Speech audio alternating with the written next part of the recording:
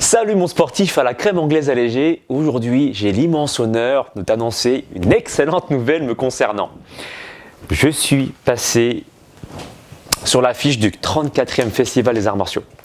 Et ça, c'est pour moi un réel immense honneur parce que ça fait depuis que je suis petit que j'ai regardé Karaté Bushido, que je suis fan de ce magazine puisque j'ai pratiqué les arts martiaux depuis l'âge de 6 ans. Aujourd'hui, j'avais envie de te raconter un petit peu mon passé sportif. Pourquoi est-ce qu'aujourd'hui j'en suis là, à te faire des vidéos devant une caméra avec autant de détermination et autant de motivation. Alors bien sûr, c'est parce que j'ai une superbe équipe avec moi. J'ai Anthony Faux, j'ai Brice Douane. Merci à toute ma team Levant qui m'aide au quotidien pour pouvoir progresser et ainsi optimiser ma chaîne YouTube. Donc merci les frérots, vous allez vous reconnaître, hein, vous êtes nombreux. Donc je vous aime. Mais avant tout, c'est parce que j'ai aussi un mental, que j'ai beaucoup travaillé depuis que je suis petit. C'est en rapport direct avec les arts martiaux. Le fait de ne rien lâcher, de respecter aussi, entre guillemets, son ennemi.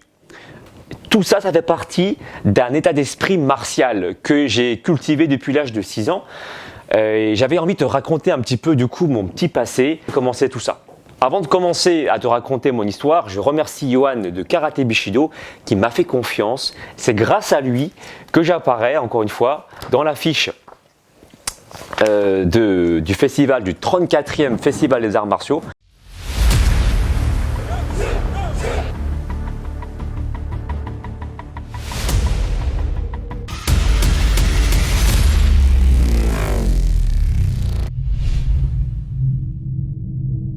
Abonne-toi aussi sur la chaîne de Karaté Bushido, sur le bouton i qui s'affiche juste ici.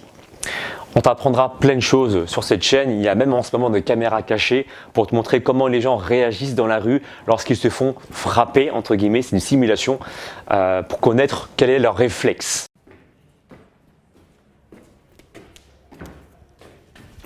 Ah, c'est une blague, c'est une blague, c'est une blague, c'est une blague. Connard, t'es con toi. Ouais. Vous venez au cours de boxe? Non, pas de boxe. C'est une blague, c'est une blague, c'est une blague. Eh bien, bonsoir à tous, Grégory Bouchelaghem. J'ai commencé le karaté à l'âge de 6 ans. J'ai fait du karaté Shotokan au KCVO à Villepinte avec Philippe Le Prince. Au début, mon prof, c'était Thomas. J'en ai fait pendant plusieurs années, pendant environ 8-10 ans. Et j'ai appris vraiment la discipline. J'ai appris j'ai appris à connaître mon corps. Et je me rappelle encore dans des positions basses, parce qu'au karaté Shotokan, tu as des positions extrêmement basses, il faut fléchir tes genoux et travailler tes cuisses et tes fessiers, ça tremblait. C'est peut-être aussi pour ça qu'aujourd'hui, j'ai une facilité à prendre de la masse musculaire rapidement, parce qu'au karaté, il faut rester dans des positions assez basses lorsque tu fais des chutos, ou ce genre de choses, tu vois, des positions de karaté lorsque tu fais du kata. J'ai appris du coup à me discipliner et à renforcer mes muscles de façon complètement naturelle au poids de corps en commençant par la musculation de par le karaté. Et puis j'ai fait un petit peu de de taekwondo au Kajin Club sur Paris où là j'ai voulu vraiment perfectionner mes coups de pied parce que au karaté c'est vrai qu'on t'apprend à avoir de jolis coups de pied, ça c'est sûr, mais j'avais vraiment envie de maîtriser les enchaînements, tu sais, tac tac tac tac tac tac.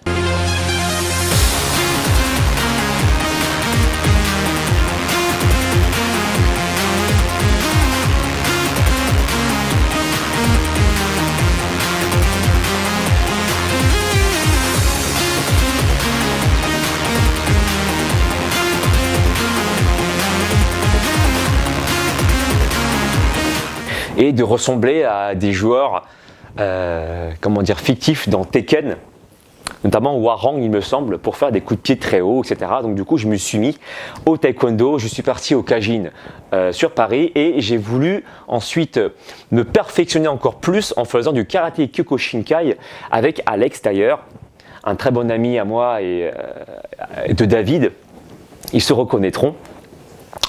Pourquoi est-ce que j'ai voulu faire le karaté Kyokushinkai? C'est très simple. La différence entre le karaté et Shotokan, c'est que au Kyokushinkai, tu as le droit au contact. Donc, tu peux toucher la personne, tu peux lui faire mal. Et quelque part, j'avais envie de rencontrer la difficulté. Pourquoi? Parce que je pense que dans la vie, nous sommes confrontés à subir la difficulté pour pouvoir progresser. En tout cas, c'est ma vision des choses, ça.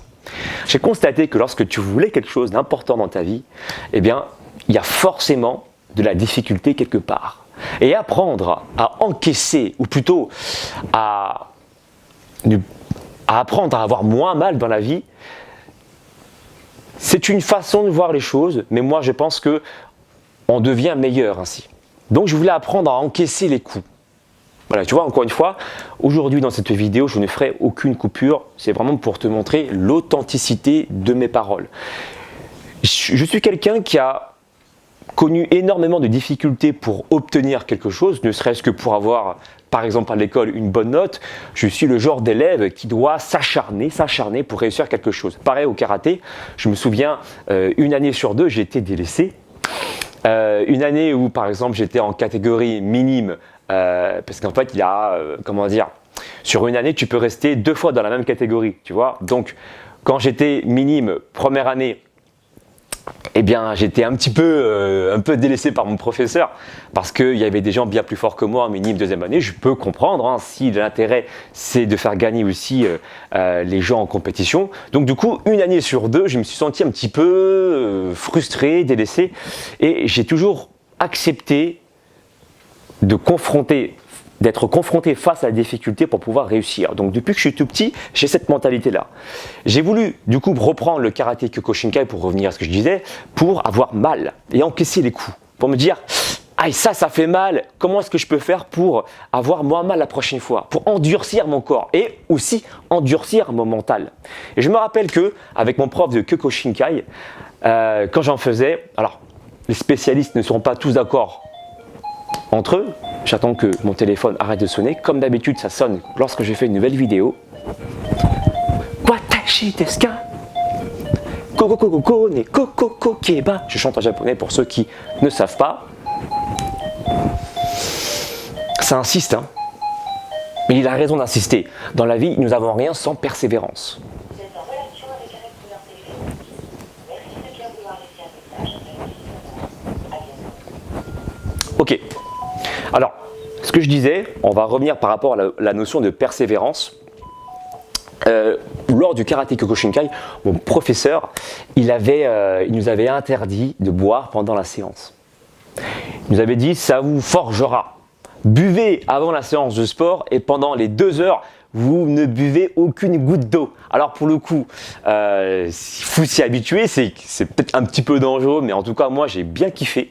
Et aujourd'hui, c'est vrai que j'ai plus besoin de boire énormément d'eau autour de ma séance de sport parce que quelque part mon corps il a appris à gérer ça.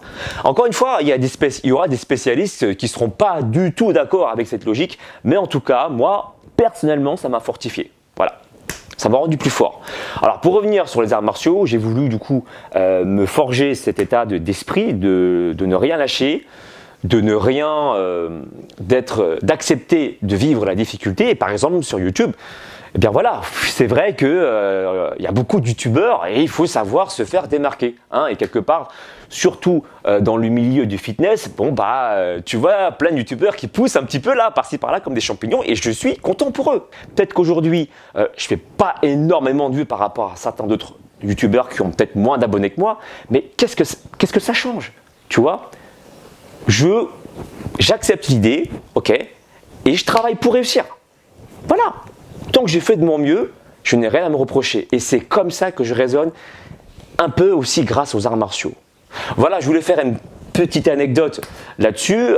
Après, je pourrais te raconter plein de choses sur le karaté, comment je maîtrise également le nunchaku. Pour ceux qui aiment bien ça, je me suis donné un surnom quand j'étais petit, c'était Sosetsukon Sochi. Sosetsukon veut dire également nunchaku. Et le Sansetsukon, c'est le nunchaku à 3 branches. D'ailleurs, si tu veux des tutos là-dessus, dis-le moi dans la barre des commentaires si ça t'intéresse et je te ferai des vidéos là-dessus. Si tu veux en savoir davantage, dis-le moi dans la barre des commentaires. Dis-moi aussi, est-ce que toi tu pratiques les arts martiaux et depuis combien de temps? Quel art martial tu as pratiqué? Ça peut toujours être intéressant qu'on puisse échanger tous ensemble. N'oublie pas non plus de me suivre sur les réseaux sociaux, Facebook, Instagram, Snapchat et Twitter. Si tu aimes bien ce genre de contenu vidéo, fais-le moi savoir avec un pouce en l'air. Et puis, bien sûr, abonne-toi à ma chaîne YouTube, active la cloche de notification et je te dis à très bientôt. Allez, ciao!